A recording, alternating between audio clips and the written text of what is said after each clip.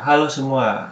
Jadi sebelum saya akan melanjutkan materi tentang Business Intelligence, ada baiknya saya akan mengucapkan panganjali umat yaitu Om Swastiastu. Perkenalkan, nama saya Gede Satriadi Utama dengan NIM 19 1505 1075. Jadi sebelumnya di sini saya menggunakan webcam dan di sini saya menggunakan monitor. Jadi kami membagi tugas kami yaitu 4 orang kelompok. Karena pada masa pandemi pada saat ini yaitu COVID-19, jadi kami tidak bisa keluar untuk membuat video bersama. Jadi kami putuskan untuk membuat video masing-masing di rumah dan kita stay at home atau work from home. Jadi pada kali ini kita akan membahas tentang Business Intelligence atau yang disingkat dengan BI. Jadi apa yang akan kita bahas pada kali ini yaitu yang pertama yaitu apa itu BI itu sendiri atau Business Intelligence itu sendiri. Yang kedua ada definisi BI dari beberapa sumber buku, dan yang ketiga yaitu ada manfaat dari BI. Jadi kita akan membahas yang pertama yaitu apa itu BI. Jadi apa itu BI? Seperti dalam slide yaitu Business Intelligence atau disingkat dengan BI adalah seperangkat alat analisis berupa informasi bisnis yang digunakan untuk mengkonsolidasi, menganalisis, menyimpan, dan mengakses banyak data dalam konteks proses bisnis yang mengarah pada pembuatan keputusan. Di sini harusnya saya kasih tanda kutip dengan yaitu pembuatan keputusan dan tindakan dengan tujuan peningkatan kinerja usaha atau bisnis. Jadi bagaimana itu? Jadi Business Intelligence ini yaitu memberikan jalan untuk pengetahuan yang dibutuhkan untuk membuat keputusan yang lebih baik. Jadi lingkungan Business Intelligence ini meliputi semua perkembangan, pengolahan informasi, dan dukungan kegiatan yang dibutuhkan untuk memberikan informasi bisnis. Jadi apa sih fungsi dari BI ini? Yaitu fungsi Business Intelligence adalah sebagai pendukung keputusan, yaitu di mana sistem dan aplikasi ini mengubah data-data dalam organisasi atau yang dalamnya ada data operasional, data transaksional, atau data lainnya. Jadi slide berikutnya yaitu definisi BI atau Business Intelligence dalam beberapa buku yang sudah dikemukakan oleh Loudon dan Jane pada tahun 2007, Vercelis pada tahun 2009, Williamson pada tahun 2008, dan menurut Williams Brother yaitu Williams dan Williams pada tahun 2007. Jadi menurut Loudon dan Jane pada tahun 2007 yaitu Business Intelligence adalah alat analisis yang digunakan untuk mengkonsolidasi data, menganalisis, menyimpan, dan mengakses banyak data seperti yang kita jelaskan sebelumnya. Jadi menurut Claude dan Jane ini business intelligence yaitu untuk membantu dalam pembuatan keputusan seperti perangkat lunak untuk query database dan pelaporan alat untuk analisis dan multidimensi dan data mining. Nanti kita akan bahas data mining pada teman saya. Yang kedua ada menurut Vercelis pada tahun 2009 yaitu business intelligence adalah satu set model matematika dan metodologi analisis yang mengeksploitasi data yang tersedia untuk menghasilkan informasi pengetahuan yang berguna untuk proses pengambilan keputusan yang lebih kompleks.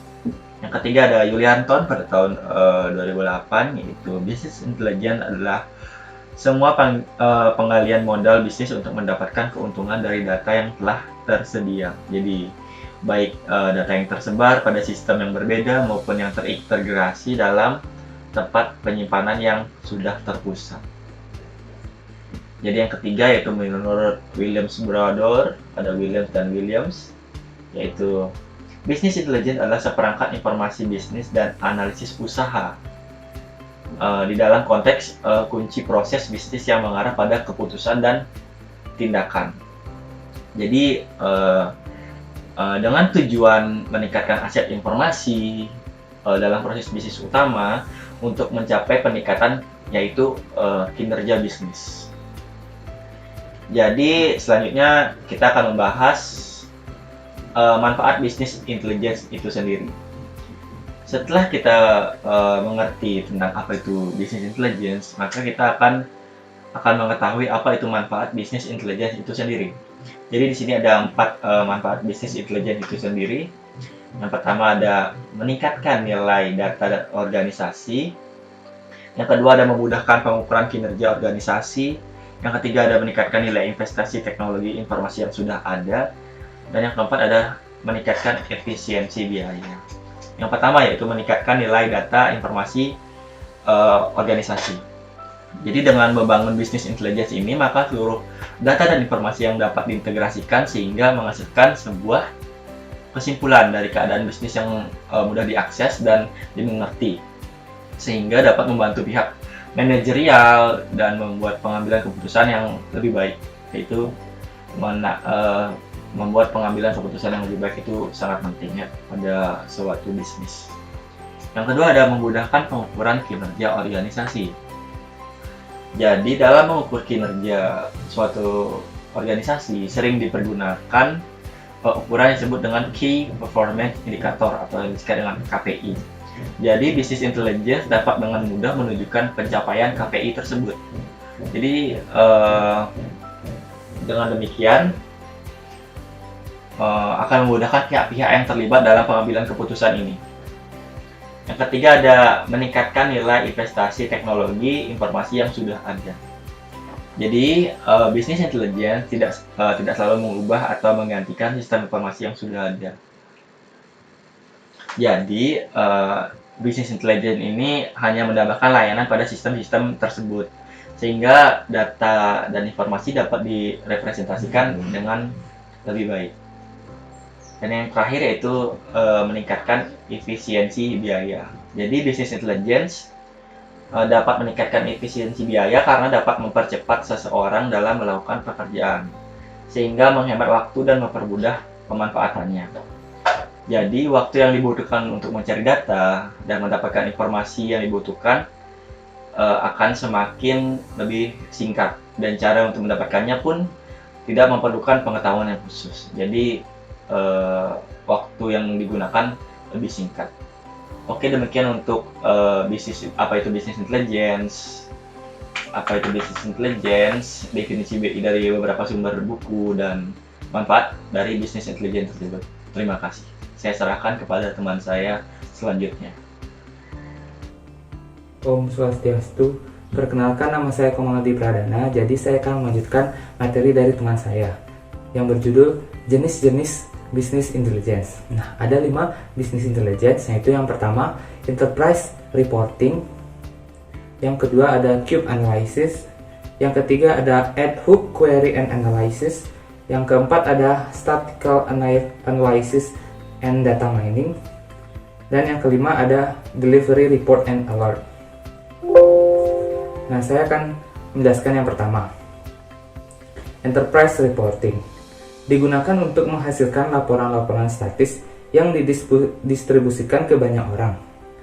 Jenis laporan ini sangat sesuai untuk laporan operasional dan dashboard sebagai penyediaan informasi reguler kepada pengambil keputusan dalam organisasi untuk mendukung mereka dalam pekerjaan mereka. Laporan ini dapat berbentuk grafik, teks, dan tabel. Biasanya disebarkan melalui internet sebagai sekumpulan halaman web yang diperbarui secara berkala atau portal perusahaan. Atau mereka dapat di-email langsung ke pengguna atau hanya dicetak dan dibagikan. Nah, yang kedua ada Cube Analysis. Cube Analysis digunakan untuk menyediakan analisis OTP. OLTP merupakan sistem database yang mencatat kegiatan operasional bisnis perusahaan sehari-hari. Sistem database ini yang biasanya digunakan untuk sistem informasi multidimensional yang ditunjukkan untuk manajer bisnis dalam lingkungan terbatas. Yang ketiga ada ad hoc query and analysis. Itu digunakan untuk memberikan akses kepada user agar dapat melakukan query di database dan menggali informasi sampai pada tingkat paling dasar dari informasi transaksional. Query ini berfungsi untuk mengekspor informasi yang dilakukan oleh user. Yang keempat ada statistical analysis dan data mining. Digunakan untuk melakukan analisis prediksi atau menentukan korelasi sebab akibat di antara dua matrik. Yang kelima ada delivery report and alert. Digunakan secara proaktif untuk mengirimkan laporan secara lengkap atau memberikan peringatan kepada populasi user yang besar atau banyak. Lanjut ke materi selanjutnya. Nah, di sini materi yang saya jelaskan yaitu penggunaan business intelligence. Business intelligence dapat digunakan untuk mendukung sejumlah besar keputusan bisnis mulai dari operasi sampai strategis. Keputusan operasi termasuk penempatan dan harga produk. Keputusan strategis termasuk prioritas, tujuan, dan arah pada tingkat yang lebih luas.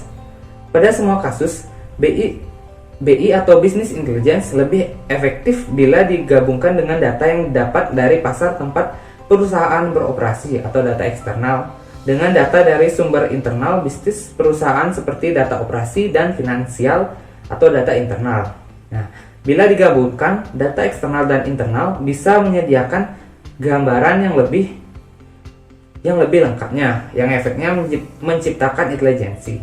Nah, yang tidak dapat diturunkan dari kumpulan data tunggal manapun. Nah, salah satu contoh yang kami ambil untuk penggunaan business intelligence ini yaitu pada bank. Nah, di bank itu data perusahaan yang melimpah menyebabkan proses pengambilan informasi menjadi lambat. Hal ini menjadi tantangan bagi perusahaan untuk dapat mengelola data serta mengambil informasi secara cepat dan efisien. Di sini pentingnya penggunaan business intelligence atau BI untuk bank diantaranya yaitu historical trend analysis ini dan juga managing risk. Nah, apa sih itu historical trend analysis? Nah, di sini merupakan proses analisis pada data historis seluruh perusahaan untuk menentukan pengambilan keputusan. Sebagai contoh, dengan melakukan analisis, perusahaan mampu menentukan produk apa yang harus dikeluarkan dan akan ramai diminati oleh customer. Yang selanjutnya ada managing risk. Nah, di sini managing risk diperlukan untuk menghindarkan perusahaan perbankan dari kerugian yang mungkin akan dialami di masa mendatang. Nah, seperti itu penjelasan materi dari saya.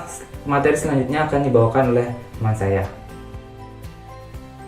Baik teman-teman semua, di sini saya akan melanjutkan materi dari teman saya. Di sini saya akan melanjutkan ke materi yang berikutnya, yaitu metode business intelligence. Nah, jadi dalam merancang dan mengimplementasikan suatu business intelligence dapat digunakan beberapa metode business intelligence. Nah, di sini dalam penulisan ini kita membuat suatu bisnis intelligence dalam bentuk roadmap. Nah, jadi bisa dilihat teman-teman semua seperti ini yang saya buat. Di sini adalah beberapa tahapan-tahapan dari metode business intelligence. Nah, yang pertama kita ada justification, ada planning, ada business analysis, design, construction, dan development. Nah, jadi pada tahapan dalam metode business intelligence ini, yang pertama adalah tahapan justification. Nah, jadi dalam tahapan justification ini akan dilakukan suatu business case assessment. Nah, di sini dapat dilihat teman-teman. Nah, semuanya. Nah, di mana pada business case assessment ini merupakan suatu langkah awal yang meliputi pertimbangan bagi mereka yang akan mengembangkan suatu BI atau business intelligence. Nah, adapun kegiatan-kegiatan yang dilakukan pada tahap ini adalah menentukan apa itu kebutuhan dari bisnis tersebut, mengevaluasi sistem untuk mengambil keputusan yang sedang berjalan, lalu ada mengevaluasi sumber data operasional dan prosedur yang sedang berjalan, lalu mengevaluasi perangkat lunak kompetitor yang menggunakan business intelligence. Setelah itu kita menentukan objektif dari aplikasi business intelligence tersebut. Nah, setelah itu kita akan mengajukan sebuah solusi business intelligence dengan menampilkan cost benefit analysis. Nah, menampilkan analisis resiko dan menulis laporan evaluasi. Jadi di sini kita kalau membuat business intelligence harus mengetahui apa sih resiko yang akan terjadi bila kita membuat seperti bisnis yang akan kita nanti tentukan, seperti itu. Nah, jadi di sini ada pada tahap kedua, yaitu ada tahapan planning atau persiapan. Nah, di sini tahapan planning ini kita bagi menjadi dua, yaitu ada interface infrastruktur dan juga project planning.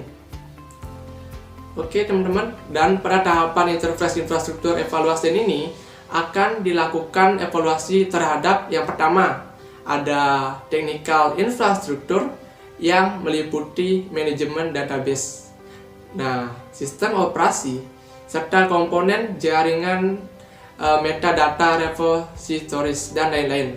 Jadi kegiatan-kegiatan yang dilakukan pada tahap ini yaitu mengevaluasi. Oke teman-teman, sekali lagi di sini pada tahapan interface infrastruktur ini adalah mengevaluasi platform yang sedang berjalan. Nah, evaluasi dan memilih produk yang baru. Nah, lalu yang kedua pada interface infrastruktur ini adalah non-technical infrastructure.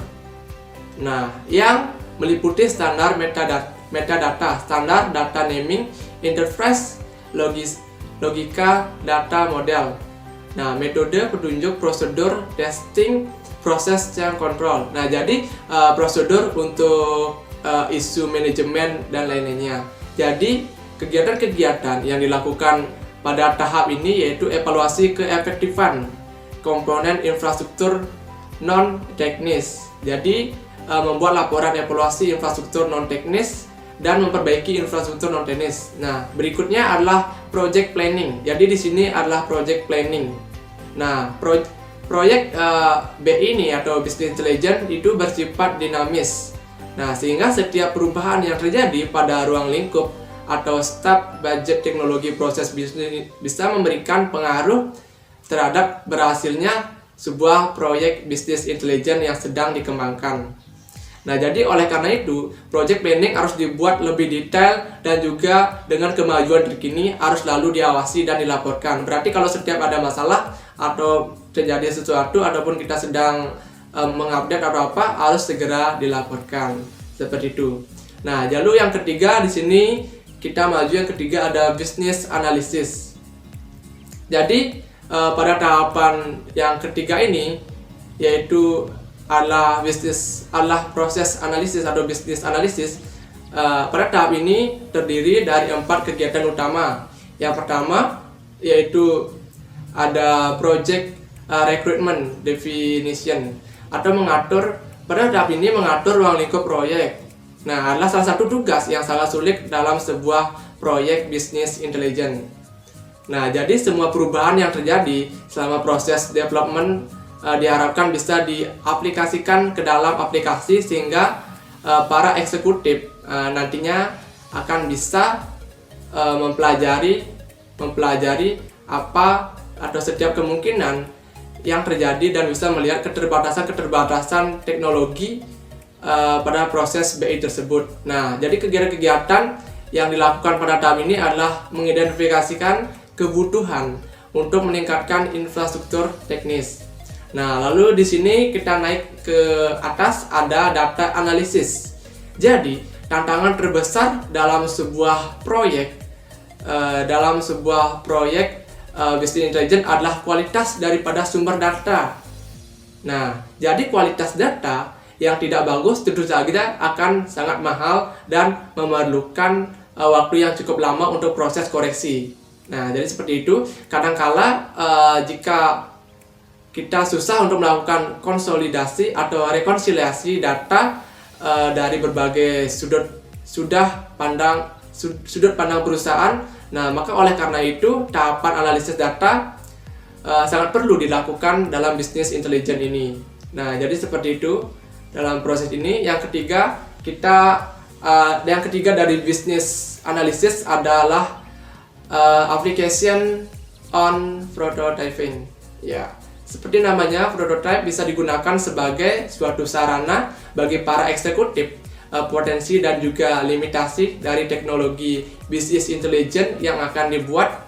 Jadi yang akan dibuat nantinya, dan bisa juga memberikan kesempatan bagi mereka untuk menambah atau mengubah kebutuhan dan juga ekspektasi mereka terhadap proyek bisnis intelligence. Nah, lalu yang keempat ada metadata repository analysis. Nah, di sini technical metadata diperlukan untuk dilakukan proses mapping dengan bisnis metadata. Dan semua metadata tersebut harus disimpan di dalam sebuah metadata repository. Nah, jadi kegiatan-kegiatan yang dilakukan pada tahap ini adalah menganalisis kebutuhan metadata repository, menganalisis kebutuhan interface, dan juga untuk metadata repository, menganalisis akses metadata repository dan kebutuhan laporan, lalu membuat model logical meta dan juga membuat metadata. Nah, seperti itu. Jadi kita pada bisnis analisis ini sudah sangat lengkap. Sekarang kita berlanjut ke yang selanjutnya, yaitu adalah desain. Nah, jadi setelah melewati tahap-tahap yang berikutnya, seperti melewati tahap bisnis analisis, selanjutnya adalah melakukan proses desain. Nah, jadi di mana pada tahap ini kita terdiri dari 3 kegiatan utama, yaitu yang pertama ada database design. Jadi database dalam business intelligence akan menampung semua data bisnis secara detail maupun dalam bentuk agregasi tergantung dari kebutuhan pelaporan dari pihak eksekutif. Nah, berarti tidak semua kebutuhan dalam proses pelaporan itu bersifat strategis dan juga tidak semua kebutuhan pelaporan bersifat multidimensi. Jadi setiap perancangan database harus sesuai dengan yang dibutuhkan oleh para eksekutif. Jadi kegiatan-kegiatan dilakukan pada tahap ini adalah melihat ulang kebutuhan dari akses data, menentukan kebutuhan agregasi atau summary struktur database secara fisik. Nah, lalu di sini yang selanjutnya ada ETE atau extract, transport or load design. Nah, jadi proses ETE ini adalah suatu proses yang paling kompleks dan membuat proyek bisnis intelligence ini proyek BI ini, karena disinilah kualitas dari sebuah data warehouse diperhitungkan. Nah, di mana pada proses ini nantinya dari sebuah kegiatan akan melakukan suatu data cleansing dilakukan dalam proses ETL di sini. Jadi bagaimana cara kita merancang program ETL dan struktur ETL, staging area, dan lain-lain. Nah, di sini yang ketiga kita punya metadata repository design. Nah, hasil analisis terhadap metadata repository yang dilakukan pada tahap sebelumnya kemudian dirancang. Kegiatan-kegiatan yang dilakukan pada tahap ini adalah merancang metadata repository database, melakukan instalasi dan melakukan tes terhadap produk dari metadata repository. Nah, di sini dapat kita lihat yang kelima ada namanya construction. Nah, setelah kita melewati tahap desain, selanjutnya adalah proses konstruksi atau construction. Nah, di mana pada tahap ini kita terdapat 3 bagian, yaitu ada ETL development, application development, dan juga metadata repository development. Nah, jadi ketiga bagian ini, yang pertama ada yang dimaksud dengan ETL development. Jadi ETL adalah instruct transport load development, banyak perangkat dari aplikasi yang tersedia untuk melakukan proses ETL. Nah, ada yang simple dan juga ada yang kompleks. Nah, tergantung dari proses data cleansing sih, dari data cleansing ataupun dari transformasi data yang dilakukan. Jadi kegiatan-kegiatan yang dilakukan pada tahap ini adalah membuat suatu data di mana data itu harus terkonstruksi dengan baik seperti itu. Nah, lalu di sini yang kedua kita punya yang namanya application development. Nah, setelah prototipe dibuat, maka proses pembuatan aplikasi pun akan segera dimulai.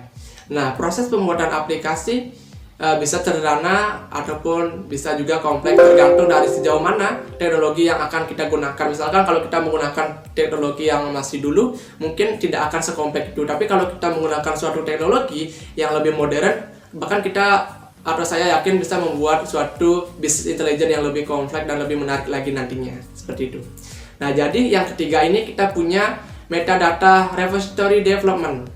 Jadi hasil desain terhadap metadata repository yang dilakukan pada tahap sebelumnya kemudian akan kita buat. Nah, di sini dibuat kegiatan-kegiatan yang dilakukan pada tahap ini adalah membangun metadata repository database, membangun proses migrasi metadata atau coba-coba, dan membangun aplikasi metadata coba-coba ini di mana kita harus melakukan tes program meta dan repository atau fungsi produk, mempersiapkan meta data repository atau fungsi produk.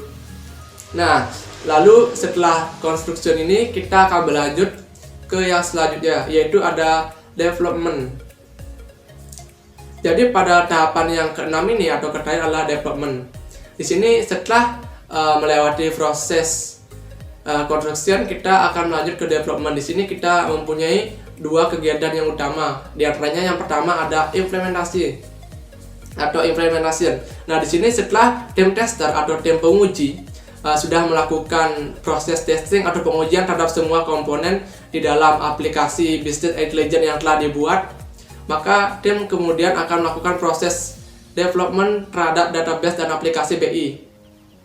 Jadi di sini training itu akan dijadwalkan oleh para eksekutif yang akan menggunakan aplikasi business intelligence tersebut dan juga metadata repository-nya. Nah, jadi di sini pada bagian yang pertama ini adalah di mana kita harus bisa mensupport mulai bekerja, seperti kita tuh harus memonitoring sebuah kegiatan atau sebuah aplikasi ini agar bisa nantinya dapat digunakan secara baik, tidak ada kesalahan ataupun kesalahan jaringan dan lain-lain. Nah, selanjutnya yang terakhir dalam business development adalah relasi evaluasi. Nah, jadi pada tahapan yang kedua ini semua proses teknik, petunjuk dan lain-lain yang sudah direalize sebelumnya dipelajari dan dievaluasi untuk menghasilkan suatu aplikasi yang lebih baik lagi dan juga lebih efisien lagi. Jadi kegiatan-kegiatan yang dilakukan pada tahap ini adalah mempersiapkan review pasca implementasi, mengorganisasikan suatu review meeting pasca implementasi, melakukan meeting dan juga lain-lainnya. Jadi di sini fungsinya itu kita harus mengkaji pada tiap iterasi yang dilakukan pada kemudian memicu kebutuhan baru pada iterasi selanjutnya. Bila suatu pengembangan konvensional seperti waterfall tidak tepat lagi untuk mengembangkan iteratif dari aplikasi business intelligence tersebut. Maka business intelligence roadmap ini merupakan salah satu contoh pengembangan business efisiensi yang dapat dicontoh karena sifatnya yang adaptif dan juga ditujukan penuh dengan mendukung pengembangan BI. Jadi pada metode bisnis intelligence ini dapat kita lihat bagaimana suatu metode yang disusun menjadi suatu rancangan seperti ini yang dimulai dari awal, ada justification, ada planning, ada business analysis, ada desain, ada konstruksi dan juga development. Ini adalah suatu rangkaian kegiatan dalam kita mengembangkan atau menyusun suatu kerangka dalam business intelligence ini sehingga nanti akan dapat berjalan secara lancar dan juga tidak ada kegagalan akses dan lain-lainnya. Jadi ini adalah materi yang sangat penting untuk dipelajari karena metode business intelligence ini adalah suatu dasar dalam kita nantinya bila ingin membuat suatu business intelligence. Nah, jadi seperti itu materi yang telah saya paparkan. Apabila ada salah kata, saya mohon maaf, akan dilanjutkan oleh teman saya. Terima kasih. Om Swastiastu, salam harmoni, salam sejahtera bagi kita semua. Perkenalkan, nama saya Marcel Prastiko Artana dari kelas PTI 3B. Pada kesempatan kali ini, saya akan menjelaskan tentang apa itu bisnis analitik. Bisnis analitik adalah eksplorasi berulang dan metode dari data organisasi dengan penekanan pada analisis statistik. Bisnis analitik digunakan oleh perusahaan yang berkomitmen untuk membuat keputusan berdasarkan data. Perusahaan berbasis data memperlakukan data mereka sebagai aset perusahaan dan secara aktif mencari cara untuk mengubahnya menjadi keunggulan yang kompetitif. Bisnis analitik yang sukses bergantung pada kualitas data, analisis terampil yang memahami teknologi dan bisnis, dan komitmen organisasi dalam menggunakan data untuk mendapatkan wawasan yang menginformasikan keputusan bisnis. Bisnis analitik mengacu pada keterampilan, teknologi, praktikum untuk eksplorasi berulang, dan penyelidikan terhadap kinerja bisnis masa lalu untuk mendapatkan wawasan dan mendorong perencanaan bisnis. Bisnis analitik berfokus pada pengembangan wawasan dan pemahaman baru tentang kinerja bisnis berdasarkan data dan metode statistik. Teknik bisnis analytics terbagi menjadi dua area utama. Yang pertama adalah business intelligence atau BI. Teknik ini melibatkan pemeriksaan data historis untuk mengetahui bagaimana peran departemen, tim, dan staf bisnis selama waktu tertentu. Teknik ini merupakan praktik yang matang yang banyak dilakukan oleh perusahaan. Teknik bisnis analitik yang kedua melibatkan analisis statistik yang lebih dalam. Teknik ini melakukan predictive analytics dengan menerapkan algoritma statistik pada data historis untuk membuat prediksi tentang kinerja produk, layanan, atau perubahan desain situs di masa yang mendatang. Atau dapat juga menggunakan teknik analisis lanjutan lainnya seperti analisis cluster untuk mengelompokkan pelanggan berdasarkan kesamaan di beberapa titik data. Bisnis analitik mempunyai 3 jenis. Yang pertama adalah descriptive analytics, yang melacak indikator kinerja utama untuk memahami keadaan bisnis saat ini. Descriptive analytics erat kaitannya dengan business intelligence atau BI. Business intelligence tools umumnya berfungsi untuk mengolah historical data, yaitu data transaksi yang sudah terjadi dan disimpan pada data mart atau data warehouse. Yang kedua adalah predictive analytics, yang menganalisa tren data untuk menilai kemungkinan hasil dari masa depan. Contoh penggunaan predictive analytics pada bisnis yang pertama adalah marketing campaign, lalu clinical decision support system, yang ketiga adalah fraud detection. Lalu pada jenis terakhir adalah perspective analytics, yang menggunakan kinerja masa lalu untuk menghasilkan rekomendasi tentang bagaimana menangani situasi serupa di masa depan. Sumber data untuk perspective analytics dapat berasal dari sumber internal, yaitu data perusahaan, juga eksternal yang dikenal sebagai data environment atau lingkungan sekitar seperti data kompetitor, data media sosial, dan data indeks maupun data lainnya. Bisnis analitik adalah langkah yang baik bagi perusahaan jika ingin meningkatkan atau mengubah cara serta membuat keputusan yang lebih baik di masa depan. Bisnis analitik bisa membantu menyusun strategi, mengenal peluang pasar, meningkatkan hubungan dengan pelanggan, menunjukkan potensi risiko, dan mengurangi ancaman berdasarkan evaluasi dan analisa masa lampau.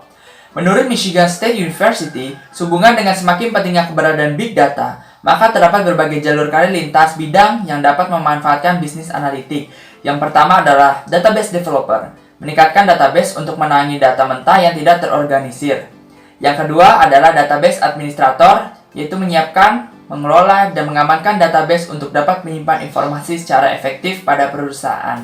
Yang terakhir adalah Data Analysis Manager, yaitu mengartikan dan mengkomunikasikan data secara efektif pada tim untuk membantu membuat rencana strategi. Aplikasi Business Analytics. Business Analytics Tools masuk ke dalam beberapa varietas yang berbeda. Yang pertama adalah Data Visualization Tools. Alat visual data ini aplikasi berbasis cloud yang membantu mempresentasikan data mentah dalam format grafis yang mudah dipahami. Dapat menggunakan program ini untuk dapat membuat diagram batang, diagram lingkaran, diagram kolom, dan lainnya dapat disesuaikan. Yang kedua adalah Business Intelligence Reporting Software. Alat pelaporan BI adalah istilah yang digunakan untuk menggambarkan jenis platform yang dirancang untuk mengumpulkan, menganalisis, mengubah, dan melaporkan data diri dari berbagai sumber data dan menyajikan secara visual. Seringkali menggunakan dashboard yang interaktif yang memberikan wawasan yang dapat ditindaklanjuti. Pelaporan bisnis intelligence harus cepat, menyeluruh, dan lurus ke depan. Namun, hal itu jarang terjadi bahkan dengan semua yang disebut alat pelaporan kecerdasan bisnis layanan mandiri di pasar. Seringkali manajer terjebak menunggu laporan dan departemen TI dan pengembang SQL. Meskipun hanya analisis cepat, prosesnya dapat memakan waktu berjam-jam, bahkan berhari-hari, dan itu memperlambat kinerja. Yang ketiga adalah Self-Service Analytics Platforms. Analisis layanan mandiri adalah bentuk kecerdasan bisnis di mana para profesional ahli bisnis diaktifkan dan didorong untuk melakukan query dan menghasilkan laporan mereka sendiri dengan dukungan TI nominal. Analisis swalayan sering dicirikan oleh alat BI yang mudah digunakan dengan kemampuan analitik dasar dan model data yang mendasari telah disederhanakan atau diperkecil untuk kemudian pemahaman dan akses data langsung. Program analisis layanan mandiri yang dikelola dengan baik memungkinkan para profesional teknologi untuk mempertahankan kontrol dan tata kelola data akhir sampai membatasi keterlibatan staf sistem informasi dalam tugas-tugas rutin. Manajemen data modern memerlukan tindakan penyeimbangan yang benar antara mengaktifkan analisis layanan mandiri dan melindungi informasi bisnis yang sensitif. Lalu yang keempat adalah Statistical Analysis Tool. Statistik adalah perhitungan matematis yang digunakan untuk menganalisa data. Alat analisis statistik dapat mendeskripsikan, meringkas, dan membandingkan data. Ada berbagai alat yang dapat menganalisis data statistik. Ini berkisar dari perhitungan yang relatif sederhana hingga analisis lanjutan. Analisis dasar dapat dengan mudah dihitung, sedangkan metode yang lebih maju memerlukan pemahaman yang kuat tentang statistik lanjutan serta perangkat lunak komputer khusus. Lalu yang terakhir adalah Big Data Platforms. Big Data Platforms adalah platform yang menyediakan penyimpanan data besar yang terstruktur. Contoh dari Big Data Platforms adalah Google Clouds. Google Clouds menawarkan banyak alat manajemen data besar, masing-masing dengan spesialisasinya sendiri. Yang kedua adalah Oracle. Oracle Cloud Platform data besar dapat secara otomatis memigrasi beragam format data ke server cloud tanpa waktu, tanpa henti. Platform ini juga dapat beroperasi di tempat dan dalam pengaturan hybrid, memperkaya dan mengubah data baik itu streaming secara real time atau disimpan dalam repository terpusat atau data lake. Yang terakhir adalah NEC, dirancang untuk pemasar. Platform dari Zeta Interactive atau NEC menarik data dari 3 cloud berbeda ke satu dashboard. Lalu yang selanjutnya adalah spreadsheets. Manajer bisnis sering mengimpor data ke dalam program spreadsheet, seperti Excel yang kemudian dapat digunakan untuk melakukan operasi berdasarkan data rumus yang dibuat oleh pengguna akhir. Spreadsheets juga digunakan untuk membuat laporan dan grafik berdasarkan data tersebut. Pengguna akhir dapat menggunakan alat seperti Excel. Manajer skenario untuk melakukan analisis bagaimana jika untuk melakukan evaluasi berbagai alternatif. Add-in pemecah Excel dapat digunakan untuk menemukan solusi optimal untuk file masalah dengan beberapa kendala, misalnya menentukan rencana produksi yang akan memaksimalkan keuntungan dengan tunduk pada batasan tertentu pada bahan baku. Lalu ada conversion funnel. Corong konversi adalah representasi grafis yang merangkum langkah-langkah yang diambil konsumen dalam membuat keputusan untuk membeli produk dan menjadi pelanggan. Ini memberikan representasi visual dari data konversi antara setiap langkah dan memungkinkan pembuat keputusan untuk melihat langkah apa yang menyebabkan kebingungan atau masalah pelanggan. Gambar menunjukkan corong konversi untuk file organisasi penjualan online. Ini menunjukkan di mana pengunjung ke situs web menurun keluar dari jalur penjualan yang sukses. Lalu untuk selanjutnya adalah Online Analytical Processing. Pemrosesan analitik online atau OLAP adalah metode untuk menganalisis dari data multidimensi untuk berbagai perspektif. Ini memungkinkan pengguna untuk mengidentifikasi masalah dan peluang serta melakukan analisis tren. Database dibangun untuk mendukung pemrosesan OLAP terdiri dari kubus data yang berisi fakta numerik disebut ukuran, yang dikategorikan menurut dimensi, seperti waktu dan geografi. Contoh sederhana dari kubus data yang berisi penjualan unit produk tertentu sebagai ukuran. Nilai akan ditampilkan di sepanjang height part. Kunci respon cepat pemrosesan OLAP adalah pengumpulan data terperinci menjadi ringkasan data yang berguna untuk mengantisipasi pertanyaan yang mungkin dibesarkan, misalnya kubus data dapat dibangun untuk peringkas unit. Lalu yang terakhir adalah data mining. Penambangan data adalah alat analisis BI yang digunakan untuk mengeksplorasi data dalam jumlah besar. Pola tersembunyi untuk memprediksi tren dan perilaku masa depan untuk digunakan dalam pengambilan keputusan pembuatan. Digunakan dengan tepat, alat data mining memungkinkan organisasi untuk membuatnya prediksi tentang apa yang akan terjadi sehingga manajer dapat proaktif dalam memanfaatkan peluang dan menghindari potensi masalah. Di antara 3 teknik data mining yang paling umum digunakan adalah analisis asosiasi, seperangkat algoritma khusus yang menyortir data dan formulir aturan statistik tentang hubungan antar item. Lalu ada komputasi saraf, data historis diperiksa untuk pola yang kemudian digunakan untuk membuat prediksi. Dan penalaran berbasis kasus, atau kasus historis jika makna lain yang digunakan untuk mengenali pola.